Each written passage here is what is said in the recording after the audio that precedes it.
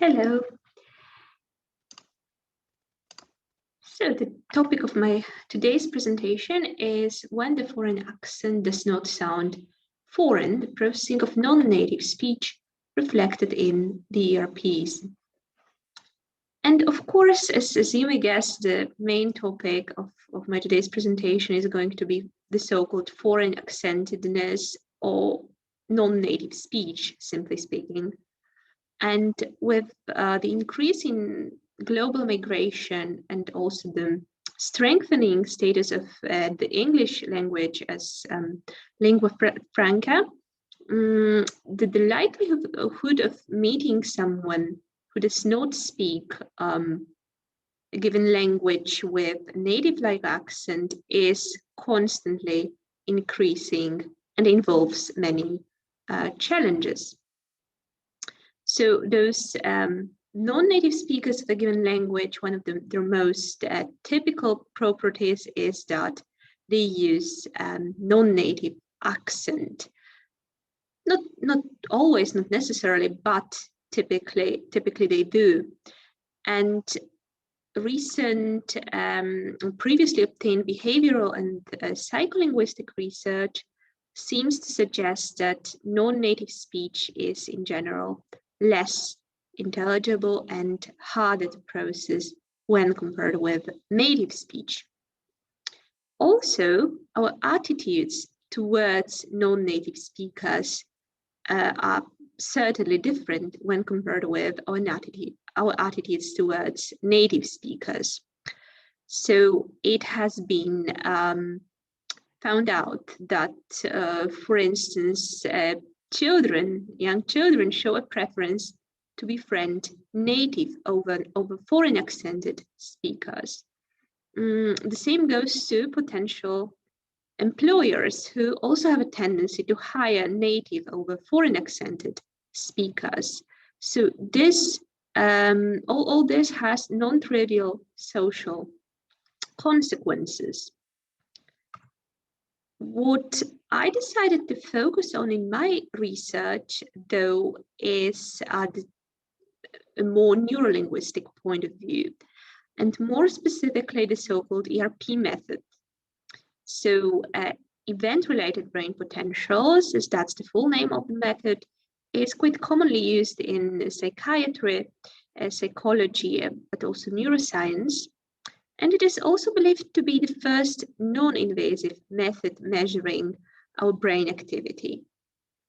What is particularly relevant from the point of view of linguistic processing, linguistic research, are the so-called ERP components. So an ERP component is a part of the G waveform elicited, which is observed as a reaction towards specific experimental manipulation or a specific type of stimulus. Two of such components, which I would like to discuss today, and which are of course most relevant for our today's research, are the P600 component and the N400 component. So the P600 component, very generally speaking, is a positivity elicited around 600 milliseconds after the onset of the target word, which is observed as a reaction towards ungrammatical stimuli. So syntactic or morphosyntactic violations of various types. But apart from that, the P600 is also observed, for instance, as a reaction towards garden path sentences or ironic statements. So in general, this component is believed to be associated with meaning reanalysis and the necessity to revise what's been said. And the other component which is relevant for us today is the N400 component, so famously associated with the processing of semantic anomalies of many kinds. And again, as the name suggests, the N400 is a negative wave deflation observed around 400 milliseconds after the onset of the target word. Interestingly enough, it is not only a semantic anomaly which is able to elicit the N400 effect, but also wider discourse or word knowledge violations.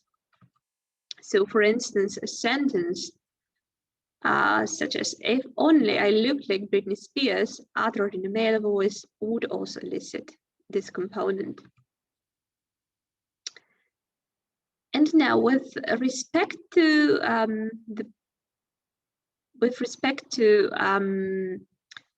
foreign accented speech, right? Research focused on foreign accented speech. There were a few ERP studies conducted relatively recently, which concerned the processing of foreign accented speech. What is apparent here is that most of them were conducted in English-speaking countries, though there were 2 conducted in Spain, and there was also an early, one of the earliest studies conducted in the Netherlands. Though the results obtained by the researchers were to a certain degree inconsistent and ambiguous, what is common to all of those researchers is that they revealed that the process of grammatical reanalysis is hampered in foreign when compared with native speech. So this was evidenced by either the lack of or a significantly reduced P600 component in non-native speech.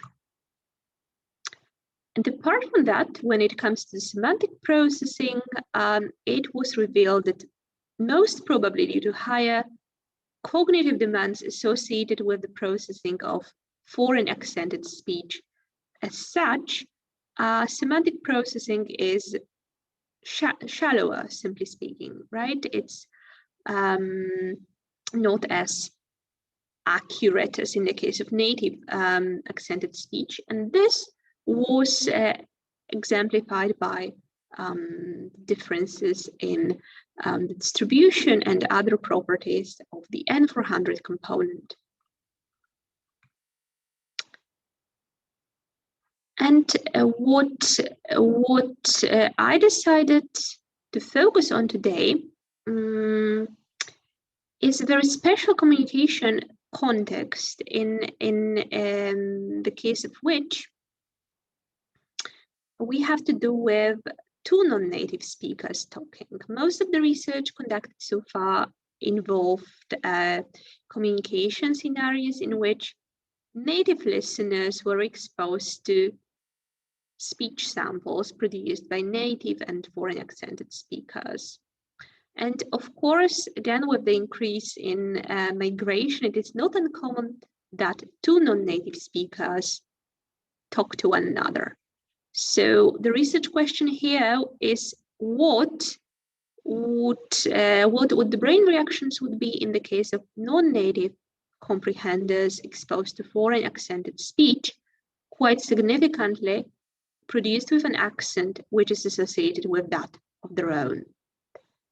So the specific research questions which I asked were about semantic processing of foreign accented speech and meaning reanalysis, and whether these 2 would be affected during the processing of foreign accent, the foreign accent associated with the listener's L1.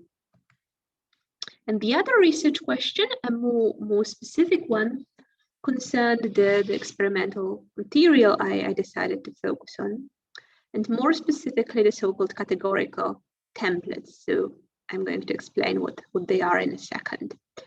So I was interested whether the mechanisms generally associated with a categorical template matching would remain active during the processing of a foreign accent associated with the listener's L1.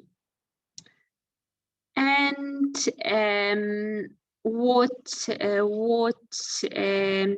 what those templates are, the so-called templates, are multi-word strings stored, which are believed to be stored in our semantic memory. So for instance, a high close probability, fixed phrases such as idioms, similes, movie titles, proverbs of various kinds. So whatever is highly expected. To provide an example, so for instance, an idiom such as to hit below the belt, in this case, the word belt is highly expected, right? It cannot really be anything else. So this is a high close probability item embedded in a supportive sentential context, which results in a very high close probability. And analogically, we might say something like to hit below the stomach, right? Which is perhaps not semantically odd, but certainly unexpected and has a very low close probability. And all those sentences I used were selected on the basis of a pretest results in which an independent sample of speakers were asked to simply complete the phrases with the first word which would come to their mind. And in the first condition, to hit below the belt, for instance, the mean close probability was really high, 92%. In the second case, it equaled 0. So it means that no completions of this kind were ever provided. What is also crucial is that target words were matched according to various factors. So they were similar in terms of length. The word pairs always started with a different phoneme. They were matched for spoken word frequency. And as I have already said, the sample contained fixed phrases of many kinds, so idioms, similes, antonym pairs, but also titles of books or movies. And apart from this, I used classic, right, semantic anomalies. So 120 semantically convincing and semantically anomalous sentences.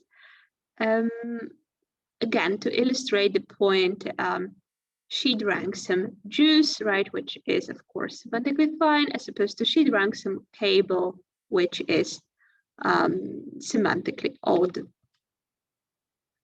And in this case, the mean close probability in the case of those semantically convincing completions was quite low, right? So you can drink many things. There is no high expectation for juice in this context. And of course, in the case of cable, no continuations of this kind were ever provided. Then all these sentences, both control and those containing templates, were recorded by two speakers. One of them was a male native speaker of Polish, and the other one was a male non-native speaker of Polish, whose first language was Ukrainian, but who in fact was bilingual. So spoke Ukrainian and Russian, as it is often the case. And his accent was judged as relatively strong by an independent group of subjects. So on average 4 in the 5-point Likert scale, which is quite high. Also, what is crucial is that all those subjects who took part in this pretest correctly identified his accent, his region of origin as Ukraine or Russia. And then when it comes to the actual EG recordings, there were 28 monolingual native speakers of Polish who I invited to take part in the EG research. They were all college students or college graduates. Some of the data was actually excluded from further analysis due to, for instance, artifacts, or in two cases we experienced technical problems during the sessions. So altogether data from 20 listeners, mean age 23 was taken into account. What is also crucial for us is that all those participants, those native participants, were monolingual and did not report any daily interactions with foreign accented speakers, and neither did they live abroad for longer than a few weeks. And then the second sample I used was 28 non-native speakers of Polish whose first language was Ukrainian or Russian, and who were also students or college graduates. Again, some of the data was excluded, so altogether we used data from 22 listeners whose mean age was around 20, and who declared the general level of Polish as at least B1. Though some of the participants, in the case of some of the participants, it was even higher. When it comes to the procedure, of course, the participants were tested individually in a sound attenuated room. They all provided an informed consent. And what is really crucial for us is that 1/3 of the questions were followed, of the sentences were followed by comprehension questions. So we were able to make sure that the participants indeed comprehended what they were exposed to and stayed possibly focused during the whole experimental session. We actually obtained data from 32 electrodes, which were further divided into 3 regions of interest, as it is typically done in the EEG studies. So the anterior, central, and posterior region. And then, when it comes to the results obtained in the native group, the behavioral comprehension questions accuracy was comparable, practically identical for native and foreign accented speech. And when it comes to the EEG effects observed, we observed statistically significant differences in our 2 time windows of interest. So we used 200 to 500 milliseconds time window for the N400 effect, and 700 to 1000 milliseconds time window for the late positivity, as it was previously done in similar studies. And we observed statistically significant effects in both time windows. So when it comes to the N400 effect, it was observed both in native and foreign accented speech among native listeners. But when it comes to the late positivity, it was only observed in the case of native accented speech. No comparable effect was observed in foreign accented speech, which would, of course, suggest the lack of reanalysis, right, or repair mechanisms incorporated in the case of foreign accented speech samples. And then when it comes to this non-native group, whose first language was associated with the language of the foreign accented speaker, again, the average comprehension accuracy was comparable in Polish accented and Ukrainian accented condition, though it was lower, significantly lower than in the case of native listeners, which perhaps is not so surprising. And when it comes to the statistically significant responses, we only observed the N400 effect, no late positivity in neither condition, neither of the conditions. So we would only discuss the 200, 500 millisecond time window in this case. And what we can see is that the N400 effect was only visible in the case of foreign accented speech, so Ukrainian accented speech, when the speaker was a Polish native. No N400 was observed, right? No effect of this kind was elicited. So to sum up, first of all, we can say something about the behavioral data, which suggested on average our subjects were highly accurate or comparably accurate in the comprehension of both foreign and native accented speech. However, on the subconscious, right, brain response level, the obtained ERP results would indicate, first of all, the hampered meaning reanalysis in non-native when compared with native speech. So the late positivity component was observed in native accented speech only, and only in the case of native listeners. What is also interesting is that the results obtained for native listeners would suggest that neural responses typically associated with template processing, so the N400 effect, was present both in the case of native and foreign accented speech. However, in the case of non-native listeners, so the listeners with L1 Ukrainian, the N400 was only present in the case of foreign accented speech, so Ukrainian accented speech. And this is perhaps, in my opinion, the most interesting, the most surprising conclusion coming from the study, as it would suggest that in general, our attitudes, our beliefs concerning the speakers, right, would in fact be reflected or could be reflected in unconscious ERP responses. Okay, and here are some selected references, and I believe that's it. Thank you for your attention.